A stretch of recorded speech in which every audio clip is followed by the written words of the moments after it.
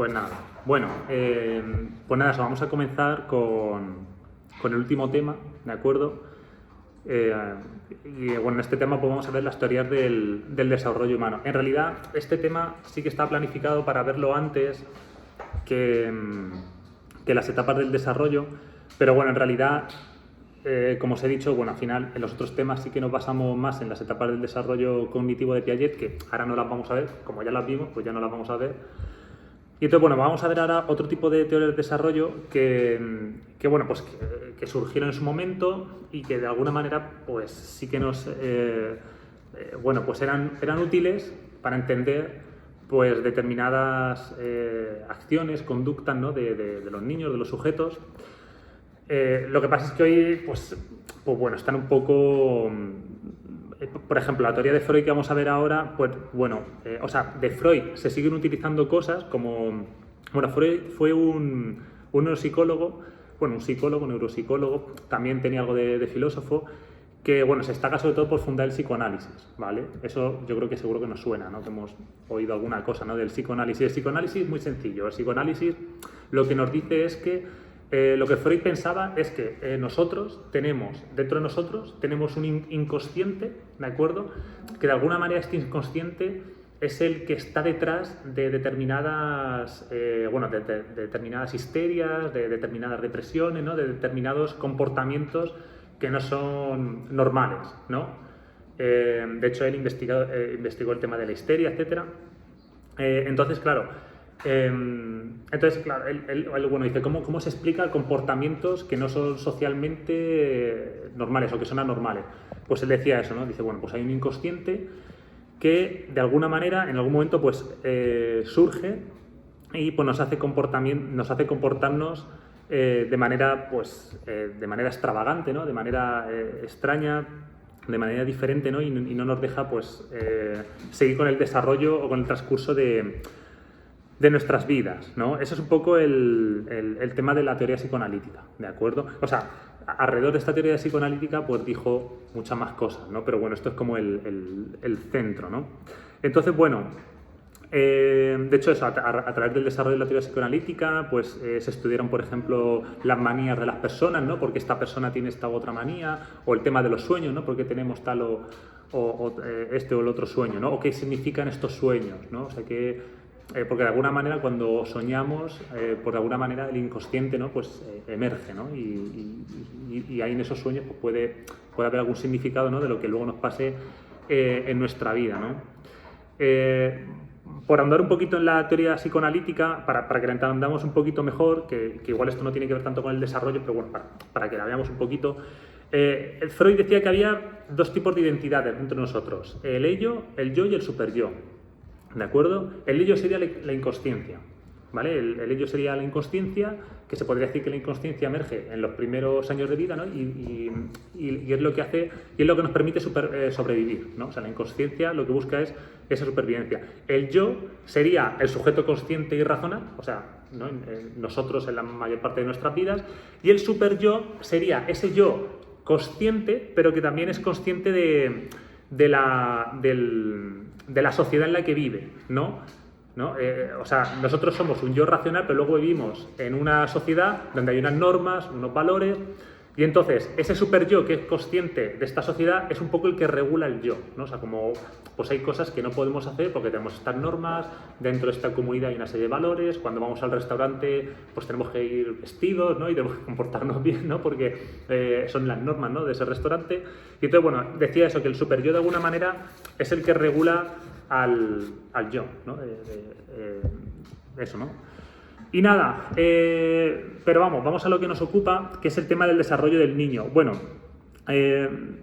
Freud decía que el desarrollo del niño pues, está influido por los traumas infantiles, que principalmente, o sea, según él, principalmente están relacionados con la sexualidad, ¿no? Y los órganos relacionados con la sexualidad, ¿no? Y estos impulsos, ¿no? que hacen emerger, estos impulsos que tiene el sujeto que emergen de esta sexualidad, ¿no? Entonces, si estos impulsos no están satisfechos, pues es ahí donde se produce la fijación sobre ese impulso no satisfecho y entonces se genera un trauma, ¿no? ¿Cuáles son los impulsos no satisfechos? Pues Freud distingue 5 etapas, ¿de acuerdo? Vamos a ver cuáles son esas. Que es lo que habéis estado preguntando, ¿no? Bueno, él lo primero que dice es que de los 12, desde el nacimiento al año y medio, los niños se encuentran en la etapa oral, ¿no? Entonces esa etapa está muy centrada en la succión. Entonces, claro, todo, siempre que no, o sea, cuando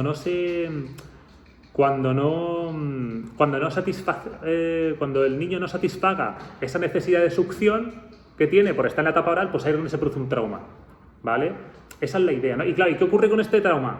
Que se queda en el inconsciente y luego de alguna manera pues puede emerger más adelante, ¿vale? Esta es la idea. La siguiente etapa, de los 18 meses a los 3 años, la etapa anal, ¿no? Pues aquí, bueno, pues todo se centra en la defecación y en el gusto que tiene el niño por la defecación. De los 3 a los 6 años entra en la etapa fálica, ¿no? Donde la gratificación pues, se centra en los genitales, tanto masculinos como femeninos. Y es aquí donde Freud dice que surgen dos tipos de complejos. El complejo de Edipo en los niños y el complejo de Electra en las niñas. El complejo este es muy sencillo. El complejo de Edipo es que tenemos más preferencia por la madre o tendemos una mayor atracción por la madre, y las niñas, el complejo de Electra es que tiene una mayor atracción por los padres, ¿de acuerdo? La etapa de latencia de los 6 años a los 12-14 años aproximadamente es una etapa donde se supone que estos impulsos se relajan y entonces el niño se puede concentrar en explorar otros ámbitos de su vida, ¿no? Lo que tiene a su alrededor, ¿no? Pues explorar su relación con otros niños, centrarse en las tareas del colegio, centrarse en algún deporte, etc. Y por último nos encontramos la etapa genital, que de alguna manera, o sea, a partir de los 14-15 años en adelante, nos encontramos la etapa genital, que de alguna manera es volver a la etapa fálica, donde ya había estado de los 3 a los 6 años. O sea, volver a esos impulsos de la etapa fálica. Lo que pasa es que, bueno, estos impulsos de alguna manera ya nos persiguen toda la vida y tenemos que ver, bueno, de qué manera los controlamos. Bueno, ¿qué críticas se pueden hacer a Freud? ¿No? Porque es cierto que bueno, que de alguna manera podemos observar en los niños ciertas conductas que guardan relación con esto, pero sí que es cierto que bueno, una de las primeras críticas es que no podemos totalizar todo alrededor de los impulsos sexuales. O sea, conforme el niño va creciendo, no todo se centra pues eso, en sus genitales, por ejemplo, ¿no?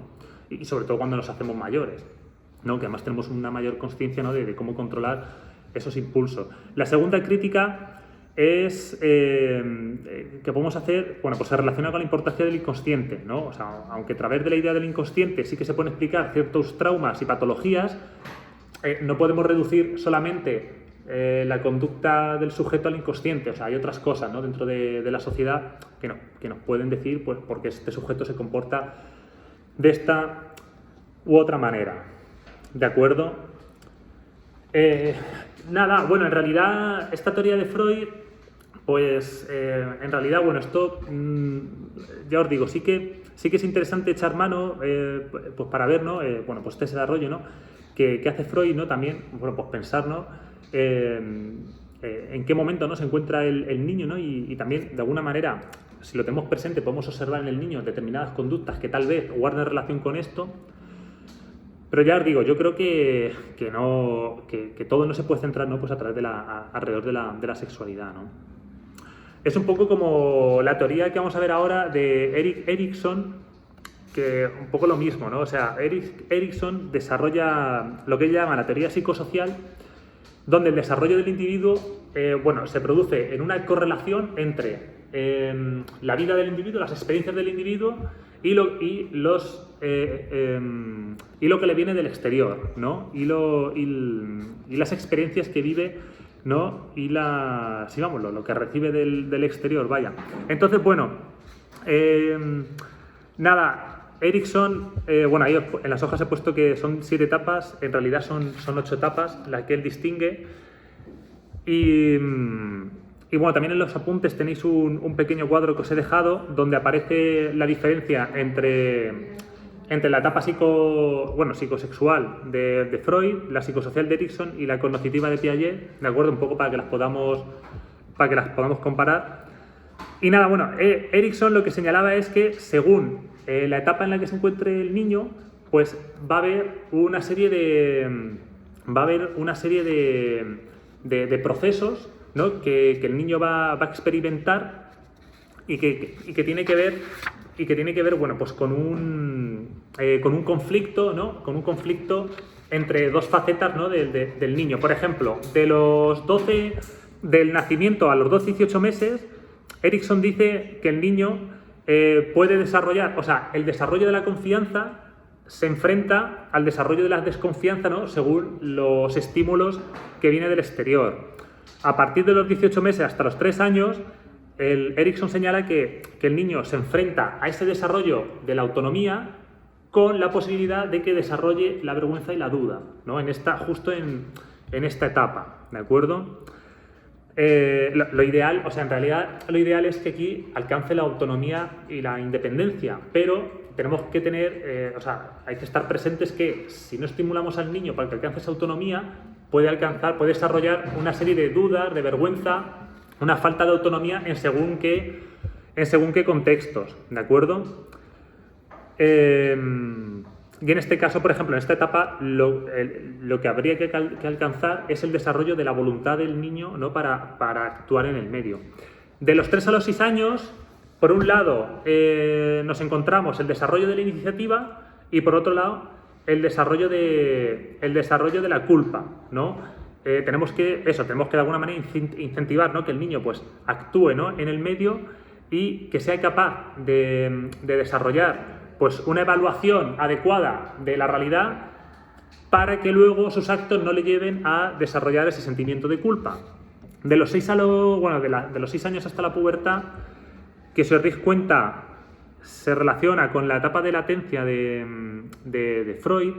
Aquí el niño, que además se relaciona con el tema de Freud, porque ahí, Freud decía, ¿no? que el niño pues, ocupa su tiempo, ¿no? en otras cosas, en otras labores. Pues aquí lo mismo, ¿no? El niño desarrolla una serie de actividades, de acciones, de labores, de cosas que él sabe hacer, o puede que, si no se le estimula lo suficiente, no desarrolle estas actividades, ¿no? estas habilidades, estas capacidades, estas destrezas y desarrolle un sentimiento de inferioridad, ¿de acuerdo? Bueno, claro, luego, a partir de la pubertad y ya entrando en la adultez, pues Erikson señala, ¿no? que de alguna manera el sujeto mira, esto es muy importante, ¿no? El tema de lo que se desarrolla desde la pubertad a la adultez temprana. Erikson señala que ahí se produce el desarrollo de la identidad y si no somos capaces de desarrollar esta identidad, pues una identidad equilibrada, una identidad ajustada, ¿no? al contexto, a sus relaciones, etcétera, pues puede surgir una confusión, ¿no? de esta identidad del sujeto, o sea, que el sujeto pues, no se encuentre ubicado en el mundo en el que vive, en el contexto en el que vive. Luego habla de otros elementos, ¿no? Como el tema a partir de la adultez temprana, él habla que de alguna manera se enfrenta la intimidad, el desarrollo de su propia intimidad con el aislamiento, ¿no? Donde la persona, bueno, pues de alguna manera intenta comprometerse con los demás, pero si no lo consigue, por determinadas cuestiones, pues puede llevar a su aislamiento. Otra, más adelante, ¿no? En la adultez media, el sujeto se enfrenta a ese desarrollo de la creatividad con su estancamiento creativo, profesional, personal, etcétera. Y más adelante, en la adultez tardía, el sujeto se enfrenta a el desarrollo de su integridad, que tiene que ver sobre todo con la aceptación de la muerte ante la desesperación de esta muerte venidera, ¿de acuerdo? Esta es un poco lo que señala Erikson.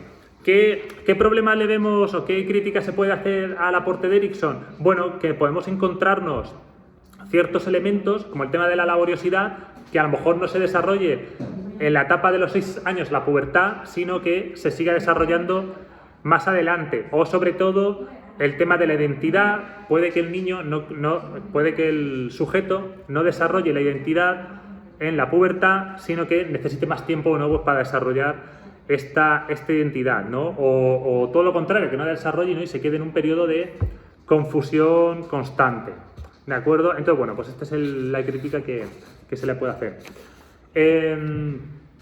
Bueno, hasta aquí serían las teorías, no lo he comentado, pero hasta aquí serían las teorías que se enmarcan dentro de lo que son las teorías psicoanalíticas.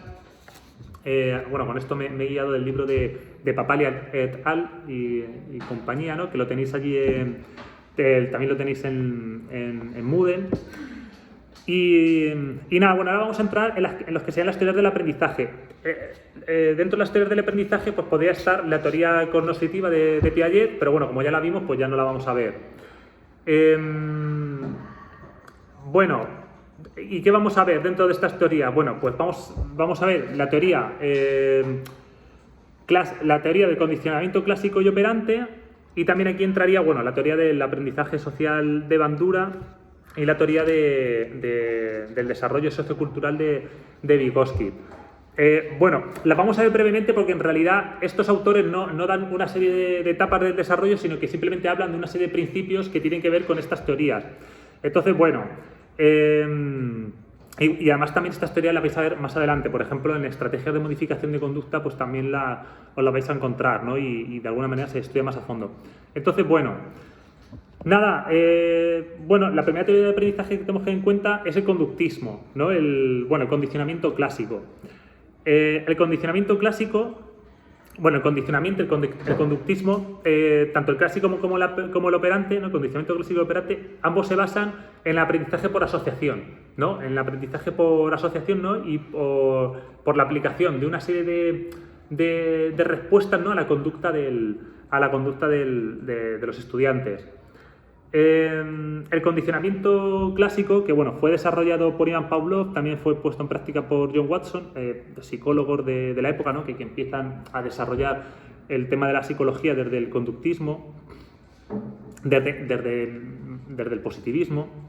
Entonces, bueno, fijaos, vamos a ver un ejemplo práctico para que nos enteremos qué es esto del condicionamiento clásico.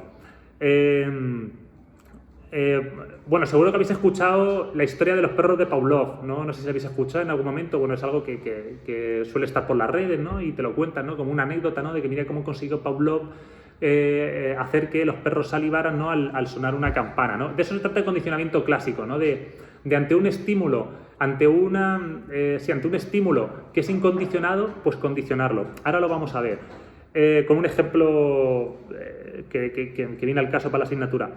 Fijaos, imaginaos una clase con unos estudiantes, ¿no? Una clase, hay unos estudiantes, hay un docente, y cada vez que suena la campana de clase, se cambia de asignatura, ¿no? Entonces, ahí tenemos un estímulo y una respuesta. ¿Cuál es el estímulo? La campana. ¿Cuál es la respuesta de los estudiantes? Que tienen que cambiar de asignatura, ¿no? Ahí tenemos estímulo y respuesta. Ahora, ¿cómo hacemos para condicionar la respuesta de los estudiantes ante el mismo estímulo? Pues lo que hace el docente es decirle a los estudiantes, cada vez que suene la campana y cambiemos de materia, lo que vais a hacer va a ser darle a vuestro compañero las tareas que teníamos para hoy, para que vuestro compañero corrija las tareas y luego la pase. Entonces, ¿qué ocurre? Que de tanto practicar, pues cada vez que suena la campana, automáticamente los niños, que ya saben qué materia les toca, cogen el cuaderno de su materia y se lo pasan al compañero. O sea, lo que antes significaba, pues eso, solamente cambiar de materia, pero los niños se quedaban sin hacer nada, cuando suena la campana, los niños saben que se tienen que activar para pasarle el cuaderno al niño. Bueno, esto es un ejemplo, ¿vale? O sea, se podría aplicar podría haber más ejemplos, ¿no? Pero bueno, por no contar siempre el ejemplo de los perros de Pavlov, que es el típico. ¿Cuál es la diferencia entre el condicionamiento clásico y el operante? Pues muy sencillo. En el operante, como bien dice la palabra, condicionamiento operante, de operar, no nos interesa el estímulo, simplemente nos interesa la respuesta del niño. Y lo que nosotros reforzamos es la respuesta del niño. Por ejemplo, queremos que los niños, pues eso, se porten bien en clase, ¿no? ¿Qué es lo que hacemos? Pues cada vez que se porten bien, le damos un refuerzo positivo, ¿no? Que por ejemplo puede ser un halago, y entonces el niño se va a seguir portando bien. Cuando se porten mal, pues le aplicamos eso, pues un castigo positivo, ¿no? Le decimos, no te tienes que portar así, ¿no? Y entonces ahí estamos modificando poco a poco su comportamiento para que se porten bien. Ese es el condicionamiento operante. No nos interesa el estímulo anterior, simplemente nos interesa qué hace el niño y reforzarlo o castigarlo, según si queremos aumentar o inhibir su respuesta, ¿vale? Eso sería, ¿de acuerdo? Entonces, bueno, como veis aquí no hay un desarrollo de fase ni nada de eso, simplemente el desarrollo del niño se basa en esto, ¿no? Pues eso, en la conexión estímulo-respuesta, ¿no? O respuesta-refuerzo-castigo. Bueno, otra teoría que tiene que ver con el aprendizaje es lo que desarrolla Albert Bandura y su teoría del aprendizaje social. Bueno, muy sencillito. Aquí lo que queremos... aquí la idea es que los niños aprenden por observación, ¿vale? O sea, los niños aprenden por observación y entonces, si ven por ejemplo, ellos están viendo a otro niño y están a un niño que está haciendo algo, ¿no? Y entonces el profesor le halaga, le da un refuerzo al otro niño, el otro niño va a observar y va a decir, me tengo que comportar como ese niño para que para que a mí también me halaguen, ¿no? O sea, esa es la idea, aprendizaje por observación, ¿de acuerdo? Y el niño va observando aquellos modelos que de alguna manera son adecuados o son favorables dentro de su contexto, ¿de acuerdo? De ahí la importancia, por ejemplo, ¿no? de reforzar aquellas conductas que se suponen que son adecuadas para mantener el clima del aula, ¿no? Y un clima de aprendizaje, etcétera, para que el resto de niños se fijen y también pues, se pueda desarrollar este clima de aula adecuado. Y nada, y eso sería, ¿no? La teoría de aprendizaje social.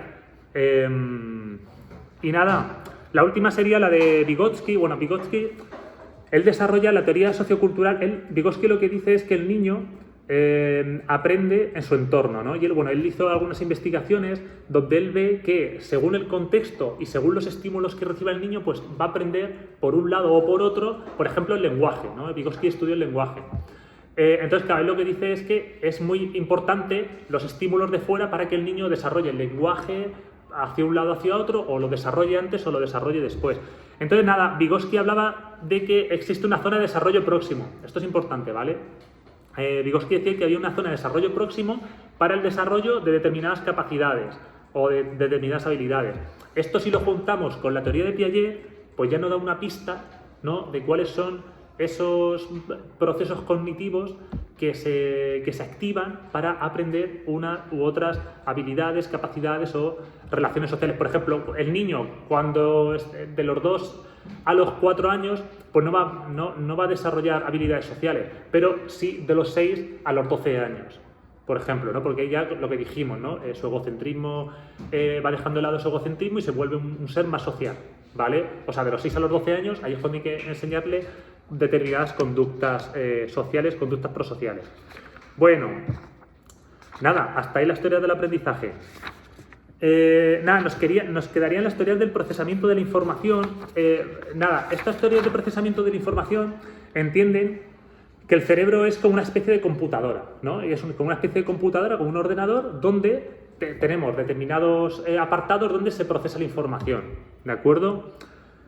Esta es la idea del procesamiento de la información, ¿no? Que bueno, como nos imaginamos, pues se pudo desarrollar, ¿no? Conforme fueron apareciendo los primeros ordenadores o los primeros sistemas de almacenamiento de información, ¿no? Nada, de esta teoría pues vamos a distinguir 3 conceptos que nos pueden ayudar a entender pues cómo se desarrolla el aprendizaje en los niños. Bueno, pues este almacenamiento de información, ¿no? se desarrolla a través de la memoria sensorial a corto plazo y a largo plazo. La memoria sensorial sería aquella que recibe los estímulos del exterior, pero que no están conscientes de que los está recibiendo, ¿no? Como pues eso, el audio, ¿no? o la visión. Nosotros ahora mismo recibimos muchos estímulos a través de la visión, pero solamente estamos concentrados en unos poquitos. Estáis concentrados en la pantalla del ordenador o en mí, o lo que estáis viendo. Y por la audición lo mismo, por la audición pues me estáis escuchando a mí, pero luego pues también se escuchan otros ruidos que igual les podéis prestar más o menos atención, ¿no? Pero de alguna manera esta memoria es más inconsciente. La memoria a corto plazo sería la memoria operatoria, o sea, la memoria que nos permite operar en el día a día, ¿no? O sea, recordar un número de teléfono y luego lo apuntamos, pues o memorizar alguna cosita, memorizar algo que nos ha dicho nuestra madre, ¿no? Que tenemos que ir a comprar a la tienda, ¿no? Y vamos, ¿no? A comprarlo. Bueno, nada, ahí os pongo que, bueno, Josh Miller, bueno, investigando, ¿no? Pues vio que éramos capaces de recordar hasta 7 cifras de teléfono, 7 letras o 7 palabras que no guarden significado. Claro, ¿qué ocurre? Que las cosas que guardan significado entre sí son más fáciles de recordar. Por ejemplo, es más fácil que recordemos una frase de 12 palabras que 12 palabras que no tengan relación, ¿de acuerdo? O sea, es más difícil. O una frase de 12 palabras, pero que las palabras están cambiadas de lugar, ¿no? Y nada, y luego tenemos la memoria a largo plazo. Esta memoria, pues es la memoria, bueno, que de alguna manera ahí es donde se almacenan nuestros recuerdos de la infancia, de alguna manera ahí se almacena nuestra capacidad de escribir, ¿no? O montar en bici, a escribir en principio no se nos olvida, o a montar en bici, ¿no? En realidad, pues ahí en la memoria a largo plazo, pues eso, también se quedan pues aquellas cosas que hemos practicado más, ¿no? Pues se van quedando en esa memoria a largo plazo. Y nada, bueno, en realidad, pues eso, comentar eso, ¿no? Dentro de las teorías del procesamiento de la información. Y nada, también comentaros que, bueno, pues se ha ido desarrollando, ¿no? Este campo de la cognición, de la teoría de la cognición, y hoy ya podemos hablar, ¿no? de las teorías conexionistas, que lo que nos dicen es que el cerebro es como... el cerebro es como un ordenador, pero en realidad, en realidad se parece más a una red, ¿no? de nódulos que se relacionan entre sí. Y entonces esto, ¿qué nos dice? Nos dice que el aprendizaje se produce según una serie de conceptos, ¿no? El aprendizaje se va agrupando como una serie de conceptos, ¿no? Por ejemplo, nosotros si estudiamos las ciencias naturales, pues vamos a aprender algo relacionado con las ciencias naturales con una serie de conceptos, ¿no? Pero que luego va a ser difícil que se relacione, por ejemplo, con la historia, con las matemáticas, etcétera, ¿vale? Esto es un poco por dónde van las ideas, hay más ideas, ¿no? Dentro del conexionismo cognitivo, pero para que nos quedemos con esta, ¿no? También lo que os conté en el tema que hablamos sobre el desarrollo del niño, los niños al principio tienen muchas neuronas, ¿no? Y lo que ocurre con estas neuronas es que se van muriendo y se van creando enlaces, y los enlaces y las neuronas que se mueren ya no se recuperan, y los enlaces que se crean, pues esos son los enlaces que de alguna manera se supone que permiten el aprendizaje, ¿no? Entonces, bueno, pues estas teorías se conectan, ¿no? La teoría del conexionismo, ¿no? Con el tema de la neurociencia. Y nada, bueno, vamos a ver la teoría ecológica. Y nada, nos quedan 3 cositas: la teoría ecológica, la perspectiva evolutivo-sociobiológica y el desarrollo de la moral de Corbett, que al principio no lo había puesto, pero bueno, sí que me parecía interesante que lo viéramos. Bueno, la teoría ecológica, muy sencillito, ¿vale? Uri Rothenbrenner desarrolla la teoría ecológica o teoría bioecológica, que lo que nos dice es que nosotros aprendemos según el contexto en el que nos encontramos, pero nos encontramos en varios contextos o en varios sistemas a la vez. Entonces, Rothenbrenner diferencia entre el microsistema, mesosistema, macrosistema, exosistema y, bueno, también utiliza la idea del cronosistema, ¿no? Que, como nos podemos imaginar, el cronosistema pues tiene que ver con el lugar en el que nos encontramos, pero a lo largo del tiempo. Bueno, ¿qué es el microsistema? Bueno, pues el microsistema sería nuestro contexto más inmediato, la familia, cómo influye en nosotros la familia, nuestros compañeros del aula, nuestros amigos, el centro escolar, podría ser también ese microsistema, ¿no? Bueno, el mesosistema, de alguna manera, sería el mesosistema sería ese sistema que se forma cuando se unen diferentes microsistemas. Por ejemplo, un mesosistema podría ser la comunidad escolar, ¿no? Donde ahí se juntaría el microsistema de la familia, del aula, del centro escolar, del barrio, otras asociaciones, ¿vale? Ese sería el mesosistema, ¿de acuerdo? ¿Qué sería el macrosistema? Bueno, el macrosistema serían, bueno, pues las normas, valores, las leyes que hay en el lugar donde nos encontramos. Pues por estar en Ecuador tenemos una serie de leyes, por estar en Esmeralda, bueno, pues nos afecta, y en el Cantón Esmeralda, pues nos afecta una serie de leyes, de disposiciones, etcétera, etcétera, ¿no? A veces, con todo esto que está pasando, ¿no? Pues a veces se produce, se toman unas disposiciones, ¿no? Dentro de la provincia de Esmeraldas, pero no en la provincia de Los Ríos, ¿no? Y en otras, por ejemplo, ¿no? Entonces eso, pues nos afecta a nosotros, ¿no? Y el exosistema, de alguna manera, sí, no te preocupes, el exosistema, de alguna manera, serían, bueno, pues esa mezcla, ¿no? De los diferentes valores, normas, según el contexto que nos encontremos, ¿no? O sea, estamos escolarizados en un centro escolar y dentro de Esmeralda, esto, pues ahí se produce una interrelación entre las normas, los valores, las leyes, etcétera, ¿no? Que de alguna manera generan este exosistema. Y bueno, y como hemos comentado, nada, el cronosistema sería, bueno, pues esa referencia del espacio temporal, ¿no? Que ocupa el sujeto, o sea, que tiene que ver con el contexto que ocupa, pero bueno, en ese contexto, bueno, pues las cosas pueden cambiar, ¿no? A lo largo del tiempo, ¿no? Esta es un poco la idea de la teoría ecológica de Uri Bronfenbrenner. Creo que lo he pronunciado bien. Uri Bronfenbrenner, sí. Bueno. Nada, la perspectiva evolutiva sociobiológica os la he ubicado ahí porque aparecía en el libro de Papalia, pero bueno, en realidad la está revisando y tampoco me parecía así muy interesante. Esta perspectiva lo que dice es que la evolución del sujeto pues influye, ¿no? En la conducta, ¿no? Y influye en el desarrollo de, bueno, eso, de determinadas conductas que hemos desarrollado. Por ejemplo, una conducta que hemos desarrollado y que a veces no nos explicamos de dónde sale, ¿no? El tema de los besos, ¿no? O sea, a nosotros nos gusta besarnos con otras personas, si queremos mucho a esa persona, nos besamos en la boca, por ejemplo, ¿no? Pues esto tiene que ver con el proceso evolutivo, donde pues sabemos que los primates, por ejemplo, se pasan la comida de boca en boca, ¿no? O por ejemplo los pájaros, ¿no? Que también se la pasan, pero bueno, el pájaro ya está muy lejos de nosotros. Pero por ejemplo los primates sí que hemos visto que se pasan la comida de boca a boca. Por eso también, a lo mejor esto también se relaciona, ¿no? Con el tema de la etapa oral de Freud, por ejemplo, ¿no? También podríamos establecer estos vínculos. Bueno, simplemente un ejemplo, ¿no? de por dónde podrían ir los tiros, ¿no? De entender esta perspectiva evolutiva sociobiológica, ¿no? Efectivamente, pues al final la evolución pues ha influido mucho en lo que somos, ¿no?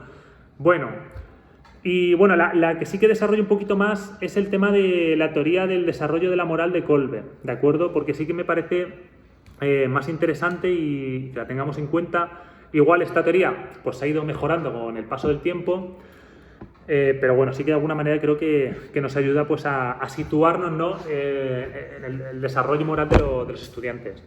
Nada, Kohlberg dice que hay 3 etapas. La etapa preconvencional, que es una etapa más egocéntrica, de una moral más egocéntrica e individualista. La etapa convencional, donde sigue habiendo una moral individualista, pero ya se incluye en la sociedad y hace por reproducir y mantener las normas y las costumbres de la sociedad. Y una etapa postconvencional, donde el sujeto desarrolla una moral que de alguna manera ya es anterior a la sociedad. O sea, ya el sujeto desarrolla una moral a la que él se adscribe, ¿no?